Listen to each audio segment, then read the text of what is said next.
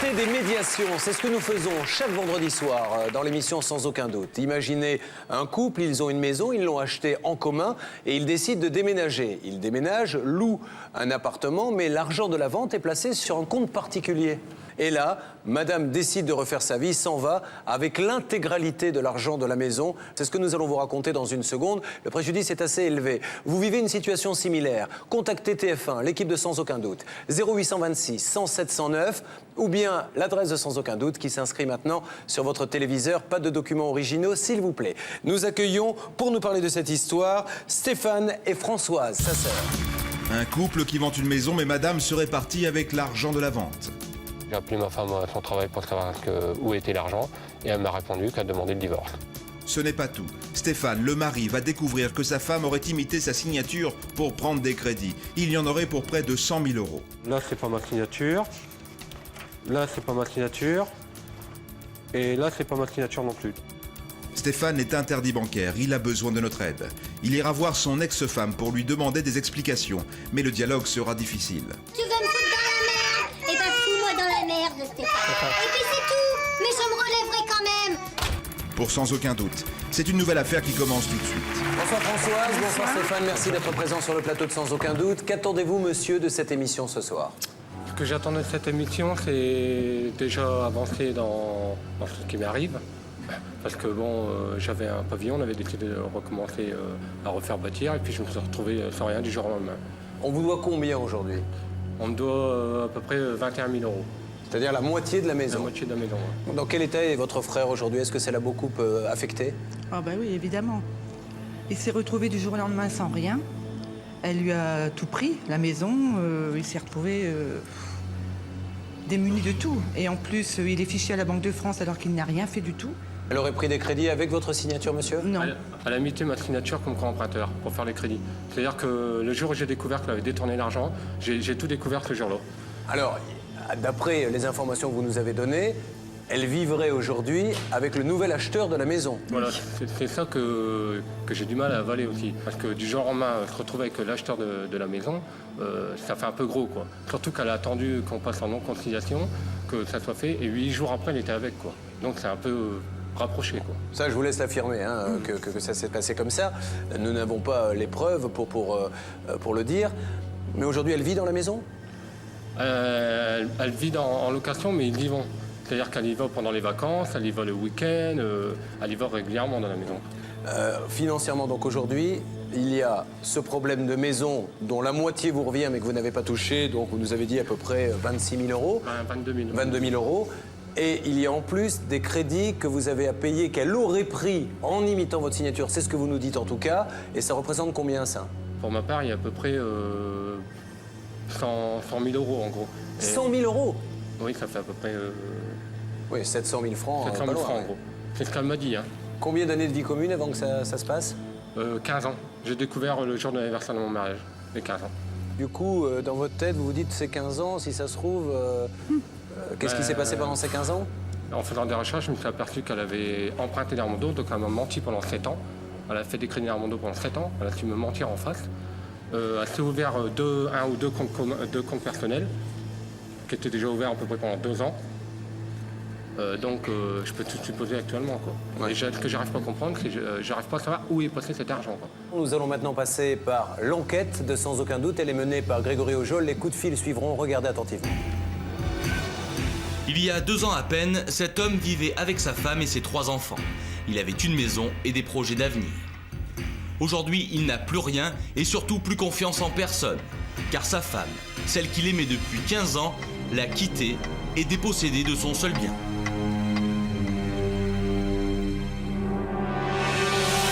Elle est tombée amoureuse de la personne qui a été visiter la maison pour l'acheter. Puis maintenant, ils sont ensemble. Elle m'a trahi pour toute la ligne. Sur la tête de mes 3 gosses, je le connaissais pas d'avant. Elle a pris l'argent de la vente de la maison et puis elle est partie avec, quoi.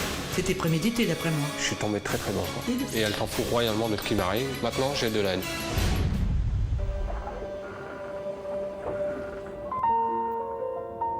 La vie de Stéphane bascule en mars 2003.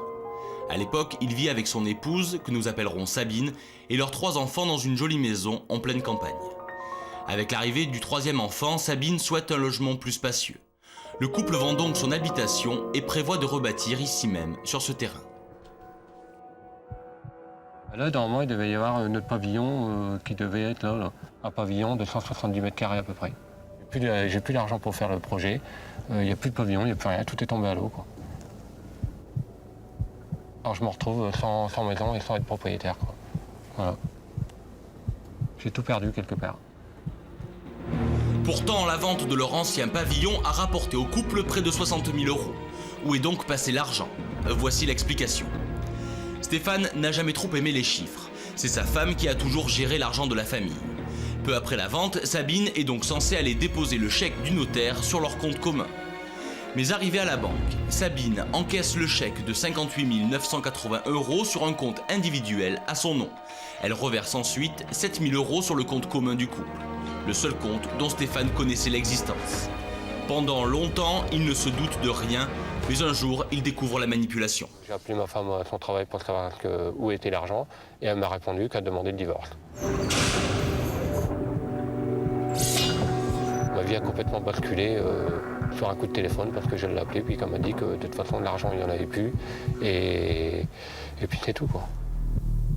Le coup est dur à encaisser. Sabine ne lui fournit pas plus d'explications. Stéphane quitte alors le domicile conjugal et ses enfants. Il part emménager à quelques kilomètres de là, dans un petit appartement.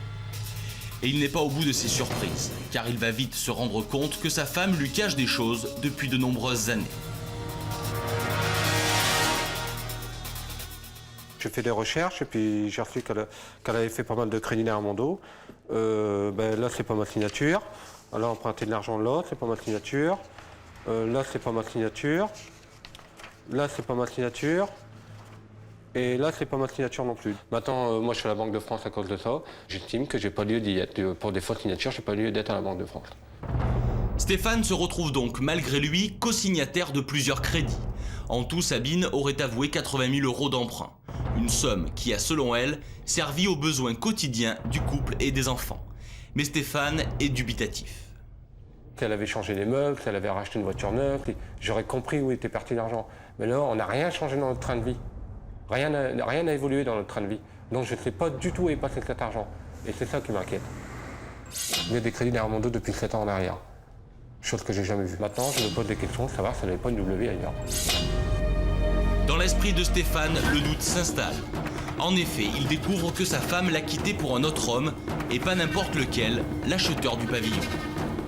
Elle avait qu'un autre homme dans la maison qu'on a construit ensemble, qu'on a fait des enfants ensemble. Enfin, on avait tout fait ensemble, tout construit ensemble, quoi. En plus, la personne qui a racheté la maison, quoi. Ça, c'est encore le plus fort, quoi. Elle dit que c'est pas elle, mais parce que c'est lui qui l'a acheté, mais bon, pour moi, elle l'a pas perdu, quoi. Elle a toujours ses repères dans cette maison, quoi. Et on a eu 3 enfants dans cette maison. Je trouve ça lamentable, quoi. Il faut pas avoir de fierté pour faire des choses pareilles. La pilule est trop amère. Stéphane sombre rapidement dans la dépression. J'osais même plus sortir, quoi. Je suis tombé très très bas, quoi. Tout autour de moi s'écroulait. Et le fait déjà de pouvoir mes enfants, tout ce que j'avais conçu en 12 ans, tout s'est écroulé du jour au lendemain.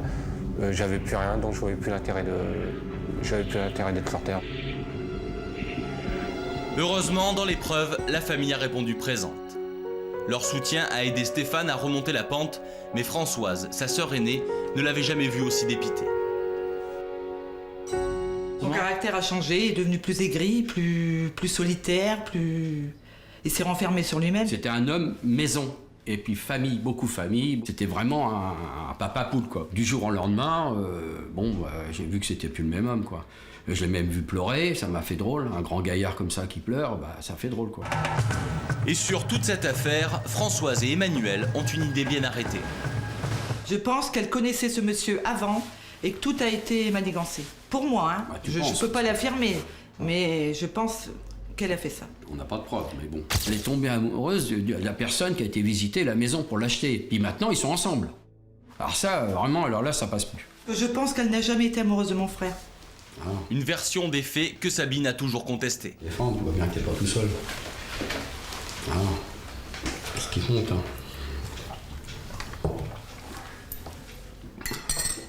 Bon.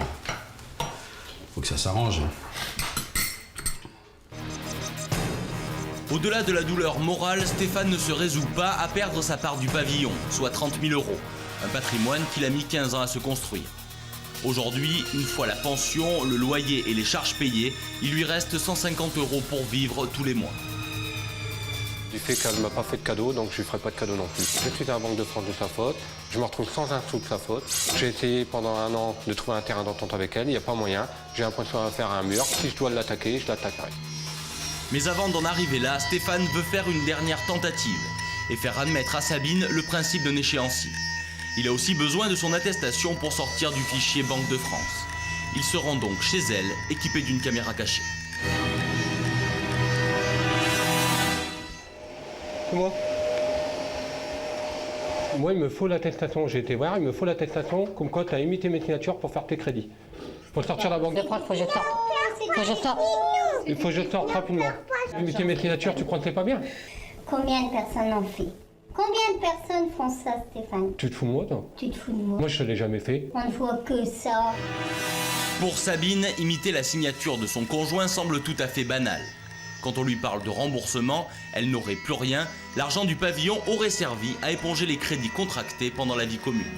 Quant à son nouveau compagnon, elle assure l'avoir connu lors de la visite du pavillon, un coup de foudre selon elle. Tu le connaissais déjà avant? Te fous pas de ma part. Certainement. Mais je l'ai connu comment, Stéphane? Coup de foudre. Tu vois, sur la tête de mes 3 gosses, tu vois, qui tomberaient de mort, si tu Ouais, c'est veux. ça. Mais je le connaissais pas d'avant. Bah oui. Alors, C'est ça. arrête. Puisque tu veux pas me sortir de la Banque de France, et ben tant pis pour toi. Je t'ai prévenu. Bah oui, c'est facile, je viens là, tu m'enlèves de la banque, tu me donnes du fric, mais t'as vu comment je suis, moi? T'as vu comment je suis, moi? Par rapport à toi, tu t'es vu, toi? Le fait d'avoir volé ton mari, d'avoir... Tout volé, t'as rien à Oui, foutre. oui, j'ai Oui. volé. T'as rien volé. Allez, allez, c'est Ouais, bon, c'est t'as rien bon, volé. dégage maintenant. Ouais, c'est ça. Allez, hop, Tant pis pour t'aurais prévenu. Hein. tu fais ce que t'as à faire, d'accord? Hein? Je ne peux pas t'empêcher de faire ce que t'as envie de faire. Tu veux me foutre dans la merde? Eh ben, fous-moi dans la merde, Stéphane. Et puis c'est tout, mais je me relèverai quand même. Stéphane est officiellement divorcé depuis le 23 juin dernier. Il ne voit ses enfants qu'une fois tous les 15 jours. Aujourd'hui, il a tout mis entre parenthèses. Ses activités d'arbitre de football, de conseiller municipal. Il souhaite seulement se reconstruire et il est bien décidé à tout faire pour récupérer ce qui lui revient de droit. J'estime que j'ai le droit de recommencer une vie. Elle s'est pas gênée, elle recommence sa vie avec l'acheteur du pavillon, donc elle s'est surtout pas gênée. Donc moi j'ai le droit de redémarrer aussi. Maintenant j'irai jusqu'au bout. L'enquête est signée Grégory Ojol pour Sans Aucun Doute. Visiblement, monsieur, cette affaire vous a vraiment terriblement affecté. Qu'est-ce qui vous a affecté à ce point? Ben, j'avais construit quelque chose pour mes enfants, je voulais faire un patrimoine pour mes enfants, comme beaucoup de couples y font. Du jour au lendemain, je me suis retrouvé sans pavillon, sans argent pour reconstruire un pavillon pour mes 3 enfants. Tout s'est écroulé du jour au lendemain. Alors, que semble dire votre ex-épouse quand vous allez à sa rencontre, quand elle dit « mais regarde comment je suis, moi, etc. » Quels sont ces... Ben, elle a l'air de dire que je vais mieux qu'elle, parce que bon, pour elle, je suis mieux habillé qu'elle. Il me reste plus d'argent qu'elle à la fin du mois, chose complètement faux, hein, parce que je suis presque en retard d'un salaire, donc je peux pas y arriver avec 150 €, surtout avec la vie de maintenant, c'est pas possible. Après, elle dit que j'ai une bonne voiture, alors qu'en sachant que j'y ai laissé la voiture, j'ai laissé les meubles, parce que bon, quand elle a joué la comédie, quand elle m'a dit j'ai plus rien, pour les enfants, j'ai tout laissé. Hein. Alors, Maître Novakovic, alors, on va se poser la question de la solvabilité. C'est bien beau. Déjà, est-ce que ce monsieur a le droit de réclamer la moitié de la maison? Bien entendu, de toute façon, ils étaient sous le régime légal. Donc, quoi qu'il arrive, après un jugement de divorce, vous avez la liquidation de la communauté. Donc, il obtiendra un jugement lui permettant effectivement de réattribuer toutes les sommes qui lui reviennent. Le problème réside dans le fait qu'elle n'est plus solvable, manifestement. Cela étant, au regard des différents contrats de crédit dont la signature a été imitée, il y a une plainte pour faux qui pourrait être déposée. Donc la peine applicable est de 3 ans d'emprisonnement, 45 000 € d'amende. Cette dame peut être ramenée à la raison, peut-être acceptera-t-elle de faire un courrier vis-à-vis des banques, vis-à-vis des organismes de crédit, sachant qu'une fois que madame, effectivement, soit le reconnaît et sera reconnue en justice par le biais de sa reconnaissance elle-même ou alors par le biais d'une condamnation, à ce moment-là, on pourra faire annuler les engagements vis-à-vis de monsieur et les banques ne pourront se retourner que contre madame. Et à ce moment-là, ils pourront obtenir le remboursement éventuel des sommes qu'il aurait payées d'avance. Donc ça, monsieur, vous êtes conscient que malheureusement, l'argent, peut-être qu'aujourd'hui, vous ne pourrez pas l'avoir parce qu'elle ne l'a pas. Et vous aurez beau avoir Oui. tous les jugements de la terre, Ce n'est pas le juge qui va fabriquer les billets. Par contre, ce que vous pouvez obtenir, c'est que les crédits cessent de se retourner vers vous, se retournent vers elle, tant pis si elle n'a pas d'argent, il n'avait qu'à pas lui donner les crédits car elle a imité votre signature. Donc c'est ça qu'on va surtout essayer d'obtenir. Juste une parenthèse, Maître Michel, est-ce que dans ces cas-là, on peut aussi se retourner vers un organisme de crédit en disant « Vous avez accepté une fausse signature ».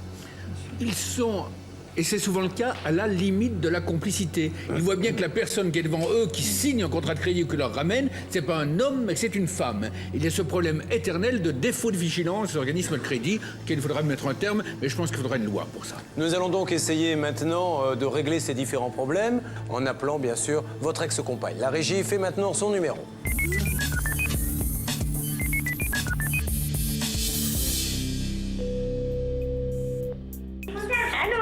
Oui, allô, c'est Stéphane à Paris. Je te téléphone pour te demander une dernière fois ce que tu as l'intention de faire par rapport à la Banque de France. Parce que j'aimerais bien sortir de la Banque de France. Pour l'instant, je peux pas te répondre, Stéphane. J'ai du monde à la maison. Pardonnez-moi de vous déranger. Je suis Julien Courbet de l'émission Sans aucun doute sur TF1.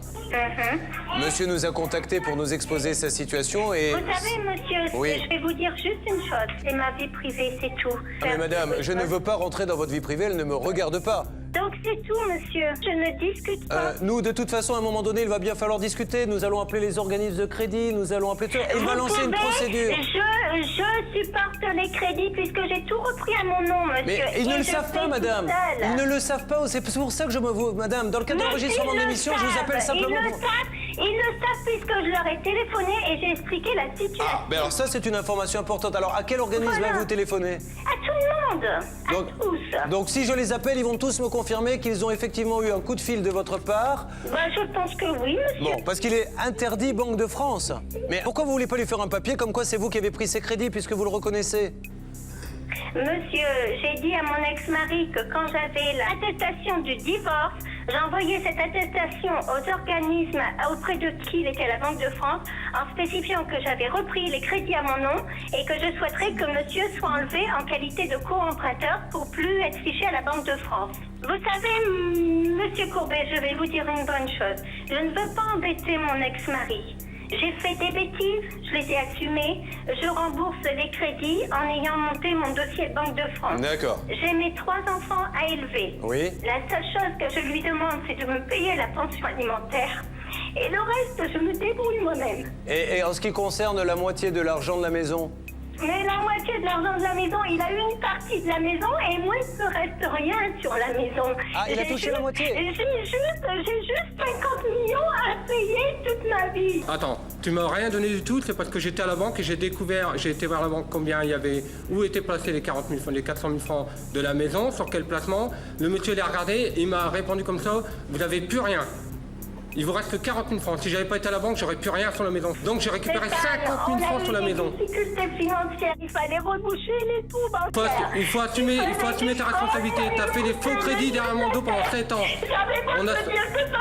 Quand on fait des conneries, on assume. J'étais comme une malheureuse. Je m'habillais avec les fringues de ma soeur parce que j'avais pas d'argent pour moi. Mais madame, j'essaie de comprendre.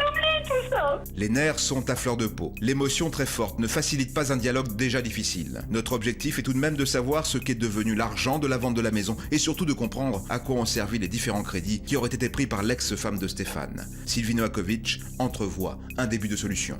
Simplement, j'aimerais juste vous poser une question. À quoi ont servi les différents crédits? À la consommation courante, madame. D'accord. Alors, l'objectif simplement dans cette affaire, c'est aussi de trouver une solution amiable, car vous savez qu'après un jugement de divorce, votre avocat vous l'a certainement dit, il y a une liquidation de la communauté qui intervient. Dans la liquidation de la communauté, c'est un procès, pardonnez-moi, c'est un procès qui est relativement long, qui est coûteux. Donc, si vous pouvez éviter justement cette procédure de liquidation de communauté, on peut le faire aujourd'hui. Oui, vous pouvez parfaitement, dans le cadre d'un protocole d'accord, Moi, maître, je veux juste vous dire une chose. Monsieur me réclame de l'argent sur la maison. Si j'en avais les moyens, je lui redonnerai. Mais en ayant 50 millions de crédits sur le dos à payer, comment voulez-vous que Tout à fait. Alors simplement, ce que je voulais vous proposer, c'est que au moins vous mettiez d'accord sur le fait que cette somme-là lui revient de plein droit, parce que c'est son droit, parce que vous le savez très bien, votre avocat a dû vous le dire, et que vous conveniez avec lui d'un échéancier pour le remboursement de cette somme. Parce que de toute façon, c'est ce que le tribunal leur donnerait. Mais madame, quand vous avez pris ces crédits, puisque c'était, je veux bien vous croire, pour le bien de la famille, pourquoi ces crédits n'ont pas été sur le compte commun? Il y en a une partie sur le compte commun, hein. D'accord. Il y en a une partie, oui, je sais bien, j'ai ouvert un compte à mon nom, comme il a dû vous le dire, pour faire un détournement d'argent, bien sûr. D'accord, mais les crédits, d'après ce qu'on a cru comprendre, ça représente un peu moins de 100 000 euros, c'est ça?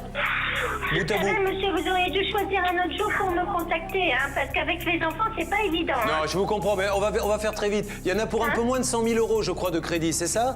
Il y en a pour 50 millions. 500 000 francs. C'est ça. Bon. Est-ce que les réparations de voitures, la chaudière et tout, ça représente 500 000 francs? Mais monsieur, il y a eu l'achat des vêtements pour les enfants, l'achat de vêtements pour monsieur quand il en voulait, puisqu'il n'y avait pas d'argent. Je le faisais et derrière, j'étais obligée d'emprunter pour reboucher à la banque. L'argent des vêtements des enfants, l'argent des vêtements de monsieur, pour faire mes pleins de courses, parce que j'en étais arrivée à un moment où je ne pouvais pas aller en course. Vous n'aviez pas de travail? Mais si monsieur, je travaille. Hein. Vous gagnez combien, vous, à l'époque? À l'époque, je ne sais plus vraiment. Hein. Mais à peu près? On se rappelle. Dans les 8 000 francs peut-être. Donc vous aviez 8 000, lui il avait 7 000 et quelques. Donc vous aviez... Mais oui, mais monsieur, attendez, madame, je ne fais aucune... à un moment donné, Madame, je ne fais aucune accusation. Même en ayant 8 000 et 6 000 francs par mois, il arrive un moment où on peut plus payer. Bon, donc vous aviez 14 000 francs par mois pour la famille et il y a eu un emprunt d'environ 500 000 francs pour les dépenses du couple. D'accord. Bernard. Madame, juste un mot, je voudrais qu'on revienne sur le terrain de la médiation. Vous avez votre ex-mari qui veut reconstruire sa vie et qui est interdit bancaire. Vous avez 3 enfants à charge. Essayons d'avancer sur ce dossier avec ce papier qui vous demande pour qu'il ne soit plus interdit bancaire et qu'il vous reverse tout simplement la pension qu'il vous doit, parce que c'est aussi ses enfants, il a quand même des obligations et il le sait. Et je suis sûr qu'on va avancer dans ce dossier. Essayez d'y réfléchir, madame, ça en vaut vraiment la peine. Je vous promets, madame, je vous promets qu'on peut arrêter tout ça. En me mettant ce qu'il lui faut exactement par rapport à ce que vous allez lui dire, et puis je lui ferai. Cette conversation avec l'ex-femme de Stéphane doit se poursuivre en coulisses. C'est Bernard Sabat, notre consultant, qui s'en charge. Il va tenter de faire comprendre à notre interlocutrice la situation extrêmement délicate dans laquelle se trouve son ex-mari et à laquelle elle peut remédier.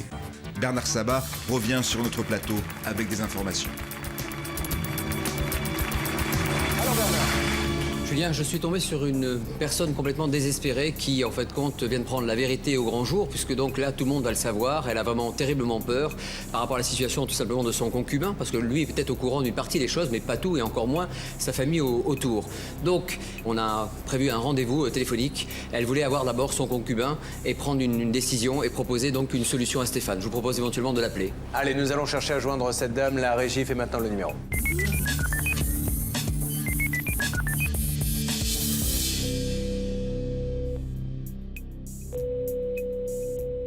Allô? Oui? Julien Courbet, l'appareil. Oui. Voilà, je ne veux pas vous ennuyer plus longtemps. Encore une fois, il existe une réelle possibilité de vous aider et de faire en sorte que, au niveau des crédits, on puisse obtenir des choses. Donc, pour cela, il faut que vous nous aidiez avec ce papier. Est-ce que vous êtes d'accord pour le faire? Oui, écoutez, moi, ça me dérange pas de vous le faire, mais moi, ce que je veux absolument pas, c'est avoir d'autres ennuis derrière.